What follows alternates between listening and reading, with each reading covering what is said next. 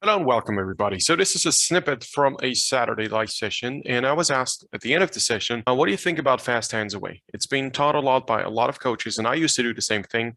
And over the recent years, I've changed my opinion for a couple of very specific reasons. In this video, which is essentially a cutout of the answer I gave to the athletes in the class, I explain why. Enjoy, and if you want to see the full session, go to the arm training video member area. And if you want to join the live sessions every Saturday, go to armtraining.com. So quick hands away should be a byproduct and nothing you focus on. That's my experience. If I make athletes focus on a quick hands away, two bad things happen that contradict positive things that I've worked on before.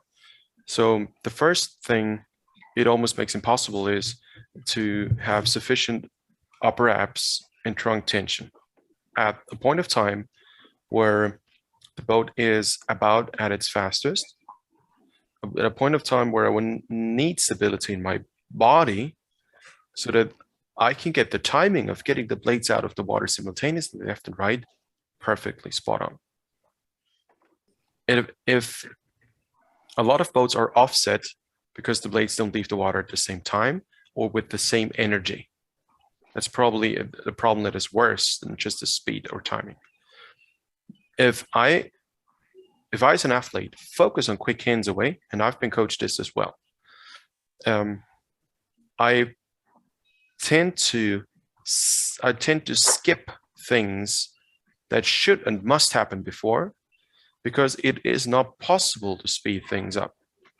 What coaches who tell you to have a speedy hands away actually want you to do is to speed up the recovery process. But that is not possible. There is no use to speed up the recovery process at the finish, because tension is more effective than a quick motion. And tension has nothing to do with body angles. The second thing is, when you actually do get your hands out, the problem is that a lot of athletes, and this is why some coaches teach this, and I understand the approach, they bring the hands out, not completely, just a tiny bit, and they move their upper body, but they don't move the pelvis and don't move the hip. So if there's no sufficient hip rotation or pelvic rotation, that's actually more precise. And but also no hands away, and that person is going to be slumped over at the finish forever, and the boat's simply not going to move. That's counterproductive. Okay. However, the speedy hand away is not effective as well. It doesn't solve the issue. So it's if you look at the New Zealand 8, I think they've really done a great job doing this. They have pretty much a pause here. They take to set the boat up.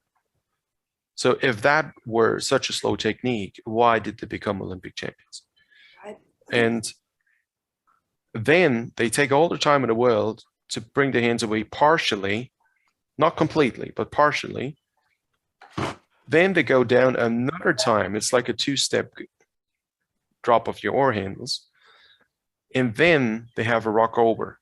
And a rock over is not just a rock over and then it's done. It's a rock over and keep the tension. Not all of them do it in the 8.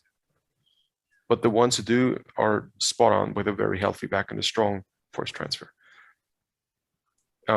These are kind of the two negatives. So fast hands away contradicts tension in your trunk. And it also makes you forget about, it's not about the hands that have to go forward. It's about the one thing that's generating speed during the drive, and that's the trunk. And the trunk goes from the shoulders, actually from the chest bone, all the way to the pelvis. And most people use the trunk all the way from the shoulders to your belly button. And everything lower than the belly button is kind of round, and it's there, but it's not, it doesn't have any function, but it's got the main function. In physics, in high school, they teach you the longer your lever is, the greater the load that you can move. So why would you have your trunk be a very long lever? And it's not about sitting tall, it's about having everything you want to use as a lever under tension. Now, if I bring my hands out, what I do actually contradict that, because it makes my trunk round, and it is impossible to have an upper part of my trunk that is round, but a very stable lower part of my trunk that doesn't go together. So this is why I brought up the tray analogy recently. Bring your arms forward. Let me drop that camera. When you bring your arms forward, and you say, here we are. That's a different thing. And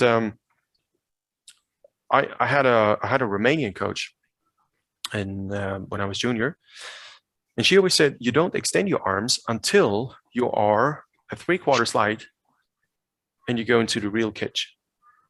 So she said, that's the last part. She always talked about bring your chest out, and with the rotation of your hands, you go up with your hands. Hands up, chest out. And she was spot on.